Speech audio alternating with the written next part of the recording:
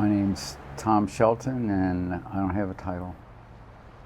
And I paint pictures, make pictures. Yeah, I'm an artist, so there you go.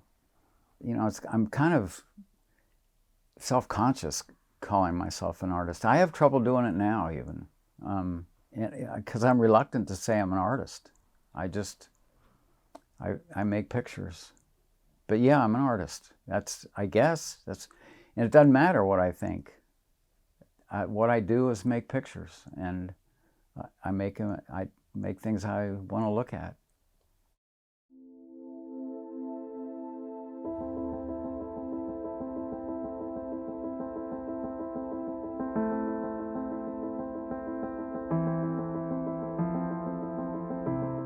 Do you have a favorite number or numbers? Okay, so when you walk or go start up steps, do you count steps? And do you always start out with the one foot and want to do even numbers with the other foot, or do you think about that kind of stuff? That's sort of a system, isn't it? Yeah, I do that too. And I paint with two hands, usually holding a brush. And that never used to be a problem. So I don't know, a few years ago I started thinking, why not use that? Use the fact that you can't draw a straight line as your line. Don't pretend that you can draw a straight line, because you can't. I don't know, I want to know what things are going to look like if you apply some sort of regular way of either doing or picturing, because I don't know what it's going to look like. When I use subject matter like animals or birds or different kinds of trees or perennial flowers or herbs, I've done paintings of all those things. A system is applied. I don't want to make decisions based on aesthetics, like what does a daylily look like next to a poppy? I don't want to make that kind of decision. I'm not interested in that. Okay. I think that's what I'm going to do. I don't like that these trees here in the distance are similar in color to these trees that are closer. I want there to be more color difference. So, and I don't know what color. One of the reasons I like painting too is that I get to sit and do nothing. Just look at the painting.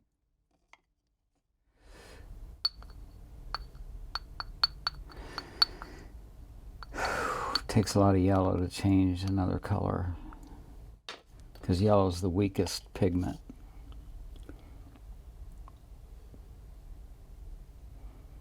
Daggone it. And then I always wonder, oh, is that too much? Not always, but a lot. I don't know if I get inspired. Sometimes I have to work at it. Sometimes I don't have any ideas. I don't know what to do. And a lot of times for me, it's just I need to do something. Nothing's going to happen if I just sit and think.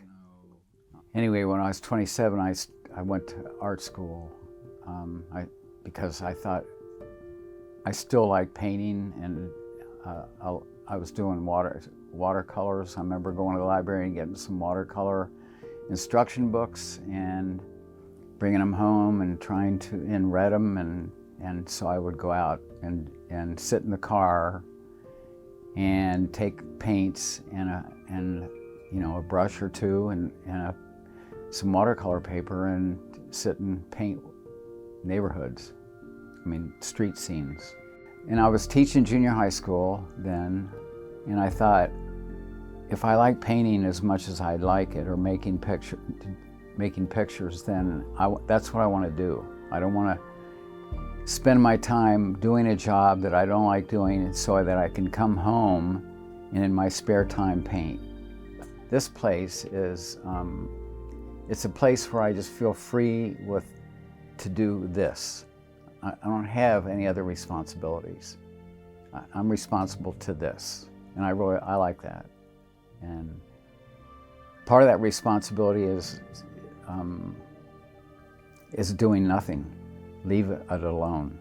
And it's And sometimes I don't know. Sometimes I haven't left things alone that I should have left alone. But unfortunately, I don't find that out until after I didn't leave them alone. So, so that's all part of living, kind of. You know, you just find out that stuff. I think I'm in touch enough with my humanity and my human beingness that things that interest me will also be interesting to some other people. Not everybody, but a few other people.